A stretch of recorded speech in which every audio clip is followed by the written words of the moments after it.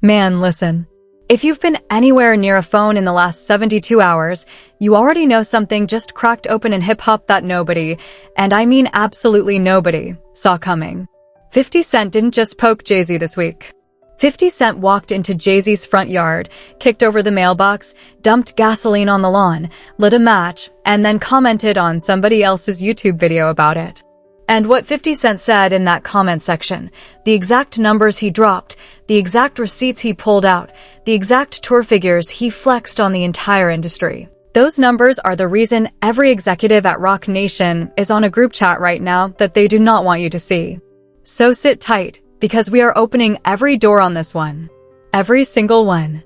And by the time this video ends, I promise you are going to look at the 50 Cent versus Jay-Z argument in a way you have never looked at it before.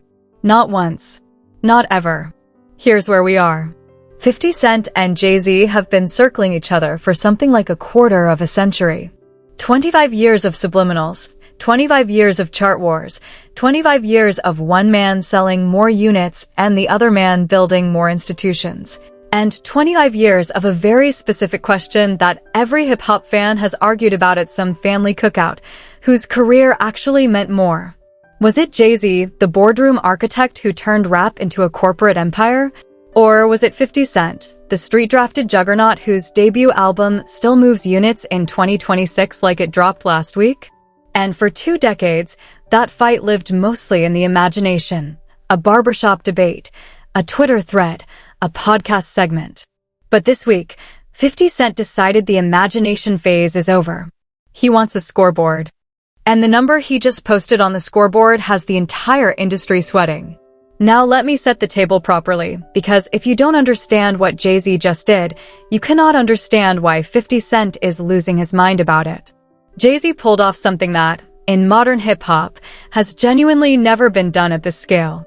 He booked Yankee Stadium, not the Barclays, not the Garden, Yankee Stadium, for 3 nights in a row. 3 nights. Standing. 3 nights. Sold. And he didn't just fill the seats. He themed each night around a landmark album. Night 1 was Reasonable Doubt on its 30th anniversary. Night 2 was The Blueprint on its 25th. And Night 3, which he cheekily called Extra Innings, was a career-spanning victory lap that pulled every guest star you could dream of onto that stage. Beyoncé, Rihanna, Fat Joe. Eminem walked out and the crowd genuinely lost containment. Every night sold out inside the first week of ticket release. And after Night 3, Jay-Z stood at the edge of that stage, looked out at 50,000 New Yorkers screaming his name, and did that little smirk he does. That smirk is what set 50 Cent on fire. Because here's the piece most folks aren't factoring in. An arena and a stadium are not the same building. A stadium isn't a bigger arena. A stadium is an entirely different animal. Your average arena, your Barclays, your MSG, holds somewhere between 18 and 20,000 people. A stadium of the Yankee variety? 50,000 plus. Every night. That's not double. That's closer to triple. Which means when Jay-Z sold out 3 of those nights back to back to back, he didn't move 50,000 tickets. He moved 150,000 tickets in a single city for a single artist in a single week. And that right there is the number that just detonated a landmine in 50 Cent's living room. Because 50 Cent has spent the better part of 2 decades operating in the shadow of that exact metric, and Jay-Z just repainted the ceiling of the room. So a fan account on Instagram, a real one of those pages that actually moves the culture, posted a question. Just an honest question. It read something like, could 50 Cent do this? Could 50 Cent, right now, in 2026, sell out Yankee Stadium 3 nights standing, 3 nights sold, the way Jay-Z just did? And the internet did what the internet does. The internet said no. The internet said absolutely not. The internet said 50 Cent hasn't dropped a competitive album since flip phones were mainstream. The internet said his catalog can't carry that weight anymore. The internet said New York has moved on. Rows and rows of comments, all piling up, all saying the same thing, that the king of the concrete has been dethroned by the king of the boardroom. And that fan account probably thought that was the end of it. A cute little debate, 100 replies, move on with your day. Nope. Because guess who reads Instagram comments at 3 in the morning? Guess who has push notifications on for his own name? Our guy, 50 Cent. And what 50 Cent typed back, that's the moment this whole thing turned into a full-blown industry event. Because 50 Cent didn't post a subliminal. He didn't post a meme. He didn't post one of those old photoshops he loves. 50 Cent posted receipts. Cold, itemized, time-stamped receipts. He wrote, and I want you to sit with this, that his most recent world tour did 103 shows. 103. And that same tour was, in his words, the third highest grossing hip-hop run in the recorded history of the genre. Then he ended the comment with the 6 most 50 Cent words in the English language. Google me, I'm 50 Cent. Trust and believe. When I read that comment out loud in the studio, 3 people started laughing and 1 person went completely silent because they realized what was about to happen next. And what was about to happen next was a full-scale reevaluation of a man the internet had prematurely written off. Because here's the wild thing about this fight, and I need you to really hear me out on this one, 50 Cent might actually be right. And I'm going to walk you through why. Alright, let's put this on the table properly. Can 50 Cent, in the year 2026, actually sell out Yankee Stadium 3 nights in a row? The short answer is yes. But there's a stack of nuance underneath that yes, and if we skip the nuance, we miss the entire story. So we're not skipping it. Not tonight. Point 1. 50 Cent cannot do what Jay-Z did in 4 months.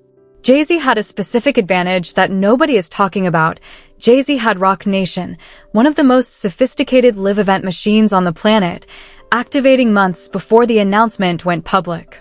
Billboard buys, radio placements, a curated leak strategy, corporate cosigns from Delta and Chase, and a promotional heartbeat that started before the first ticket ever went on sale. 50 Cent, working through his own brands, doesn't have that same 50-lane highway. Which means for 50 Cent to duplicate this, he needs runway. 9 months minimum. 12 is better. But given runway, given 12 months of proper campaign architecture, he can absolutely book 3 nights at that stadium, and he can absolutely fill them. And here's the wrinkle nobody's mentioning, 50 Cent already has infrastructure. G-Unit film and television. Stars. Netflix relationships. He has more media leverage right now than he had in his peak album era, and that leverage converts directly into ticket velocity if he chooses to activate it. Point 2, and this is where the internet is embarrassing itself. New York is not 50 Cent's only market. That's the funniest miscalculation the timeline is making right now. Everybody debating this online is measuring 50 Cent by the length of a Manhattan block, and 50 Cent's fan base isn't a New York fan base. 50 Cent's fan base is a global fan base. Get Rich or Die Tryin' didn't just move units, it moved units in France, in Germany, in Japan, in Nigeria, in Brazil, in Australia, in every corner of the earth where a young man with a headphone and a dream ever pressed play on into club. Which means when 50 Cent announces Yankee Stadium, he isn't just filling those seats with New Yorkers.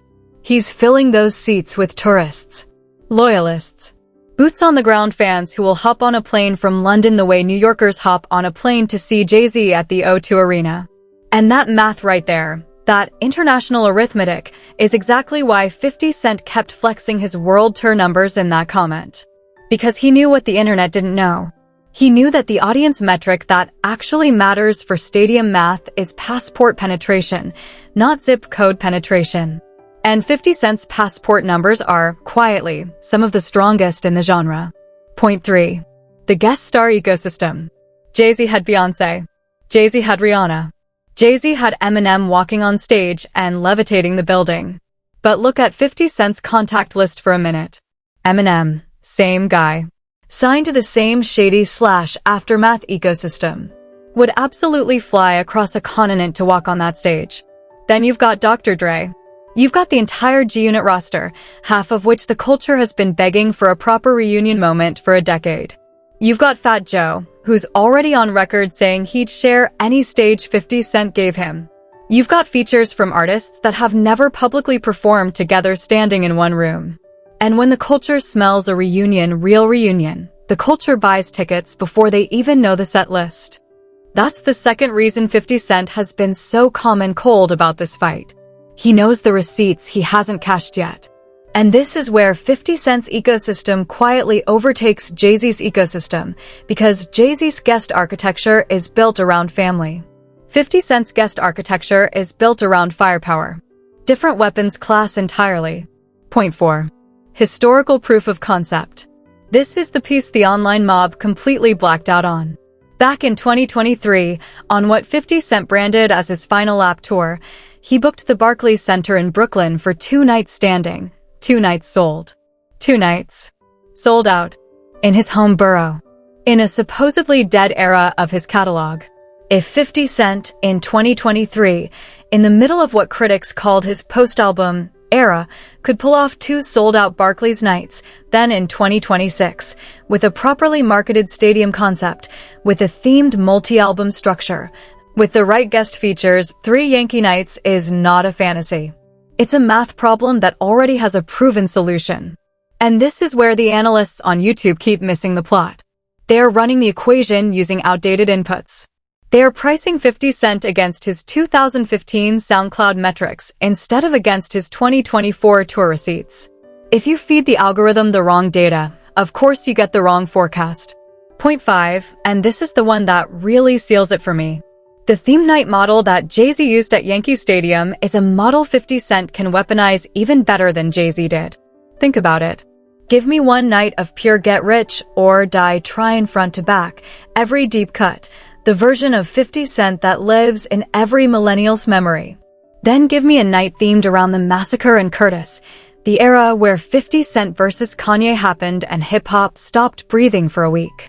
And then give me a 3rd night, a G-Unit reunion night, with Lloyd Banks, Tony Yayo, Young Buck, the whole roster, and half the mixtape era back in one place for the first time in 15 years. Tell me those 3 nights don't sell out. Tell me the internet doesn't lose its mind.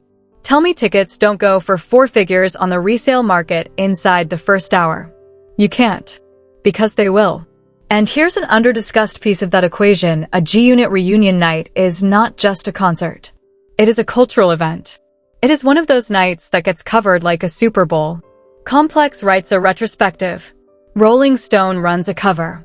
Every hip-hop podcast in the country moves their release schedule around it. That is not ticket demand. That is mania. Now, before we move on, let me hit you with a fresh pattern I noticed while I was doing the research for this video, because I think this is the piece that ties the whole thing together. 50 Cent has been building a receipts pattern. If you go back and look at every single confrontation 50 has been in publicly for the last 3 years, every single one, you will notice something. He never comes with an insult first. He always comes with a number first. When Diddy's situation started unfolding, 50 came with viewership numbers on the documentary announcement. When the Ja Rule feud reignited briefly, 50 came with tour dates and gross figures. When Jimmy Henchman came up on trial, 50 came with book sales. This is not accidental. This is a doctrine. Every time somebody underestimates 50 Cent, he responds with a number that cannot be argued with. So the fact that he responded to the Yankee Stadium challenge with tour numbers, that's the tell. That's how you know he is genuinely, seriously entertaining the idea of doing it. When 50 posts receipts, the announcement is not far behind. Bookmark that. And that's not even the wildest part. What really put a bow on this whole conversation was a separate leak that came in right before this video went to edit. Somebody adjacent to 50 Cent's tour management started posting numbers. Genuine numbers, the kind of numbers that only exist in a Live Nation back office. 840,000 tickets sold worldwide in 1 week on his last international run. 675,000 tickets moved before the first show of that tour even happened, and all of that inside the first 4 days of tickets going live. Read those numbers again. Slowly. 675,000 tickets in 4 days. That is not a fading artist. That is a machine that the culture keeps trying to write off, and that keeps proving the culture wrong every 18 months. And 50 Cent, who is the pettiest genius in the history of the genre, has been sitting on those numbers, waiting, letting the internet convince itself he's washed, just so he could drop them at the exact moment Jay-Z looked untouchable. That's not an accident. That's a strategy. 50 Cent plays chess. Now let's talk about the other conversation happening in the background of all of this, because you cannot understand the emotional temperature of this week without addressing it. Dame Dash. Yeah, that Dame. Because while Jay-Z was headlining Yankee Stadium and 50 Cent was cashing receipts in Instagram comments, Dame Dash was on somebody's podcast, I'm not even going to say whose, they don't deserve the clicks, talking about how Jay-Z's haircut looked staged. His haircut.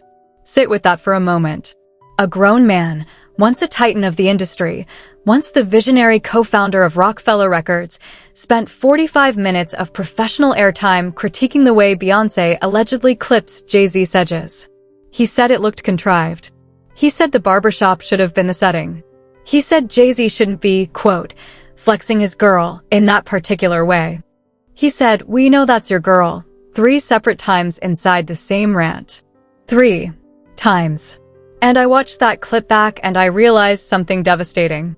Dame Dash isn't running out of talking points. Dame Dash ran out of talking points a long time ago. Dame Dash is now recycling. And when a man that dangerous to the culture starts recycling, that's not a critic. That's a man out of ammunition firing his own shell casings. And here's the tragedy in the middle of all of it. Dame Dash was genuinely, historically, one of the sharpest business minds hip-hop ever produced. This is the man who helped architect the Rockefeller Empire. This is the man who put together some of the most iconic album rollouts of the 2000s. This is the man who gave a young Kanye West a runway when nobody else in the industry would answer his phone calls. Dame Dash is not a nobody. Dame Dash is a genius who has been so consumed by one man's success that he now measures his entire week by how many negative sentences he can produce about Jay-Z's grooming choices. That's not commentary. That's a hostage situation. And Dame Dash is the hostage. And what makes it even sadder is that Dame Dash has a real point buried under all of that noise. The Rockefeller dissolution was messy. The publishing situation is still contested. There are legitimate grievances there that could be aired professionally, in a documentary, in a legal filing, in a proper long-form interview. But instead we get haircut commentary. Instead we get bathroom mirror analysis. And the sadness of that decision is louder than any of the insults. And here's where the layers get even more interesting. Because there is a very specific reason that Dame Dash keeps orbiting Jay-Z the way he does, and it has nothing to do with jealousy the way the internet frames it. It has to do with proximity trauma.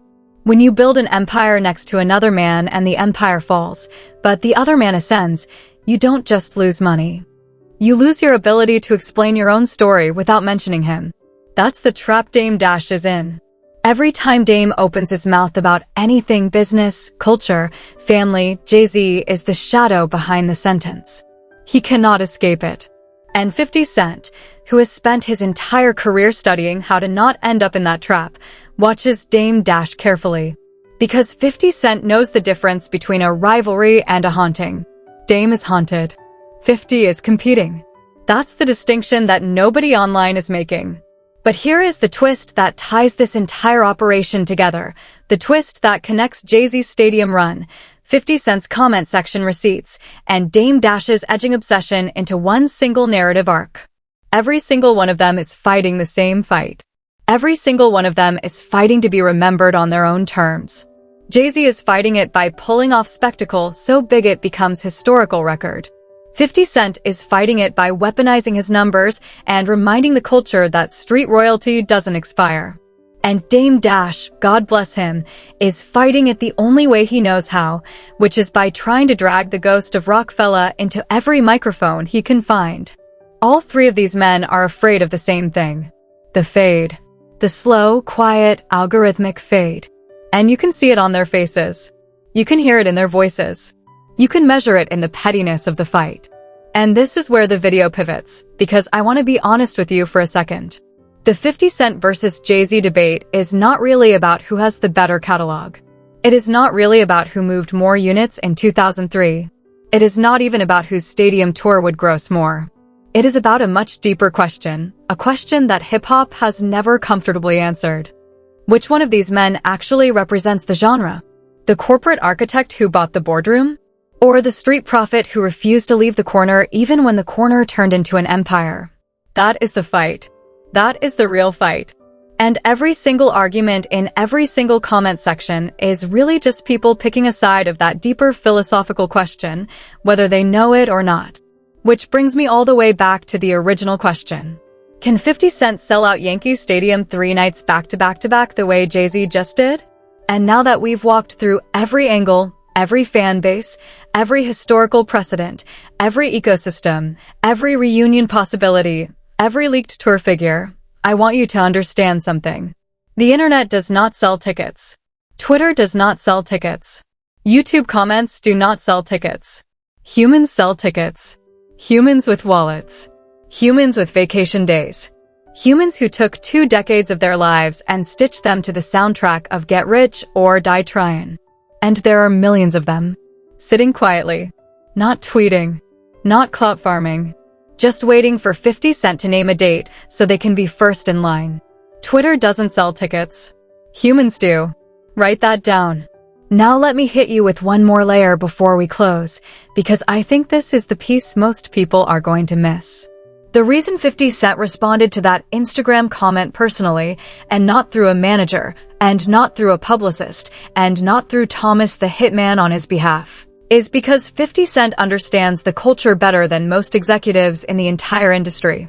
He knows that in 2026, a personal response from an artist to a fan account carries more marketing weight than a $2 million billboard buy. He knows that a screenshot of his comment will be reposted 500 times before it stops moving. He knows that the story of 50 Cent clapped back with receipts will trend for 72 hours minimum.